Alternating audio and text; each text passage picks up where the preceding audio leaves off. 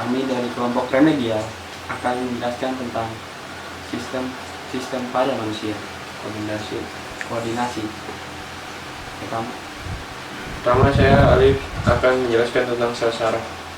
Sistem saraf. Ya, itu maksudnya sistem saraf.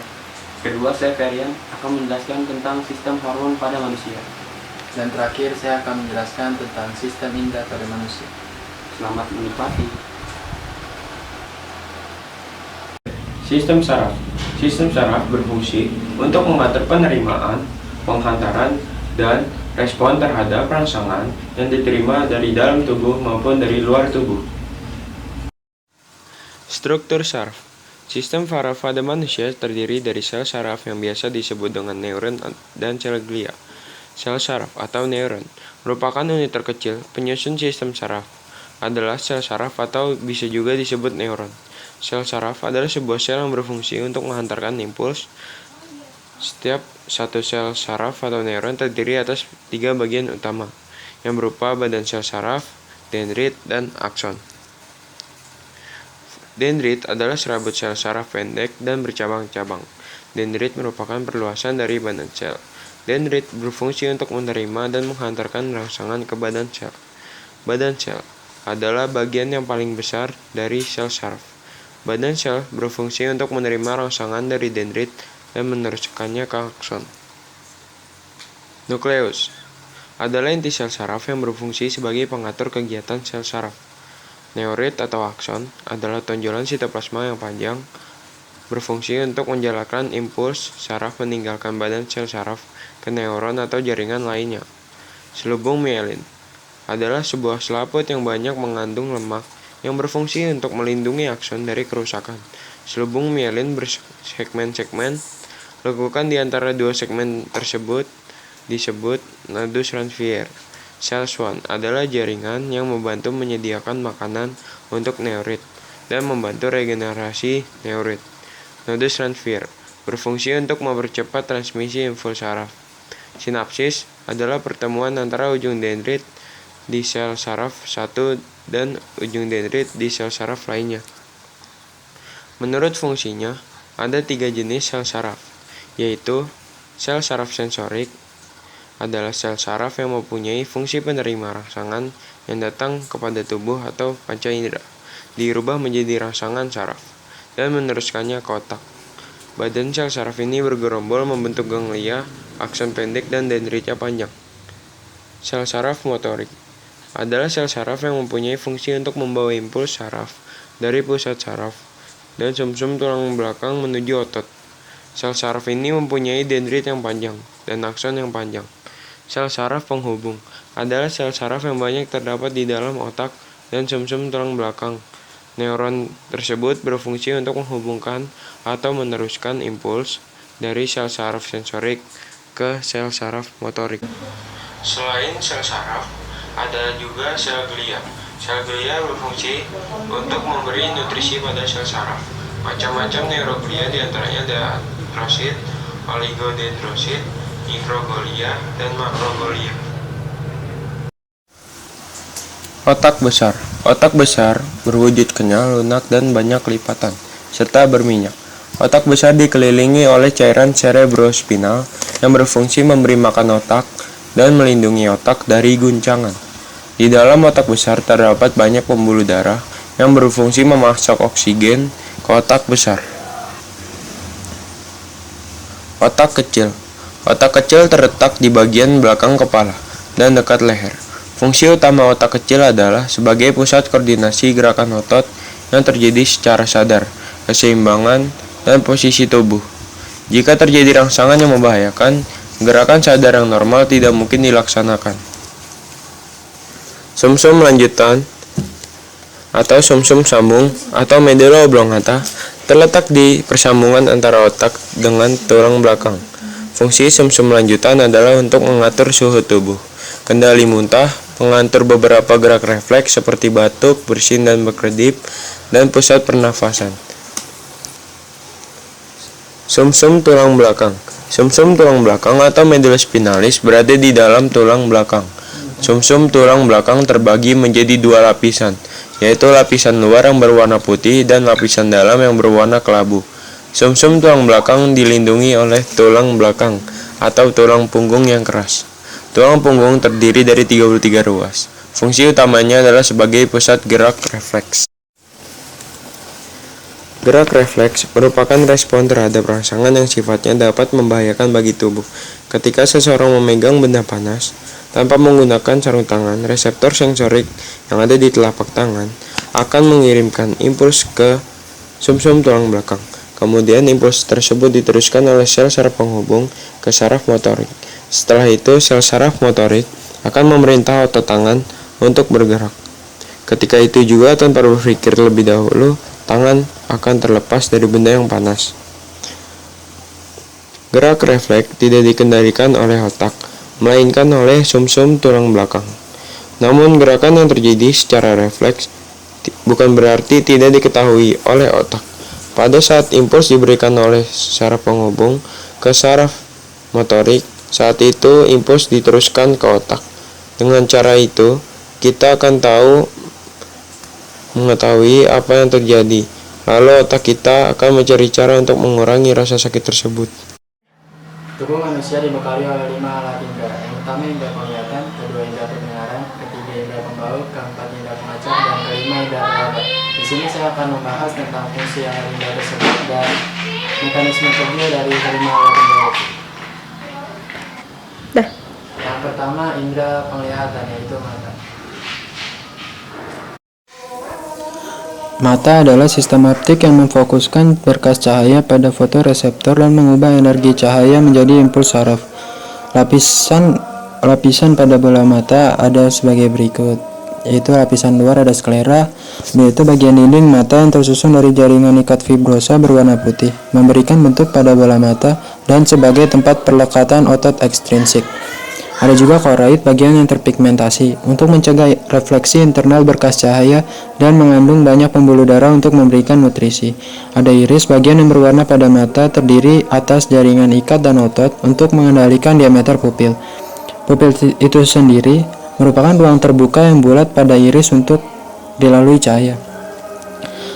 Ada juga lensa mata yang berstruktur bikonveks yang bening di belakang pupil dan bersifat elastis. Ada dua cairan di bola mata, yaitu ruang anterior yang berisi aqueous humor dan ruang posterior yang berisi vitreous humor. Ada juga retina yang terdapat sel batang dan sel kerucut. Mekanisme melihat, cahaya yang dipantulkan oleh benda ditangkap oleh mata, kemudian menembus kornea dan diteruskan melalui pupil. Intensitas cahaya yang telah diatur oleh pupil diteruskan menembus lensa mata ke retina. Daya akomodasi lensa mata mengatur cahaya agar jatuh tepat di bintik kuning retina. Pada bintik kuning, impuls cahaya disampaikan oleh saraf optik ke otak.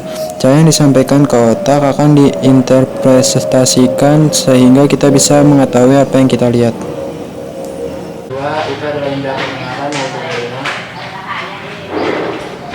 Yang ketiga, telinga berfungsi sebagai indera pendengar yang mampu mendeteksi gelombang bunyi atau suara, serta berperan penting dalam keseimbangan dan menentukan posisi tubuh. Mekanisme mendengar. Gelombang bunyi ditangkap oleh daun kartilago telinga, lalu menjalar ke kanal auditori eksternal, membentuk getaran pada membran timpanum, menjalar ke osicle auditori, menuju ke fenestra vestibuli, terbentuk gelombang tekanan pada perilimfa skala vestibuli, lalu menjalar ke skala timpani, yang menyebabkan getaran pada membran basilar. Sel-sel rambut melengkung, memicu impuls saraf, lalu menjalar ke serabut saraf vestibulococlear, lalu menjalar ke korteks auditori di otak, maka bunyi diinterpretasikan. Pembau yaitu hidung.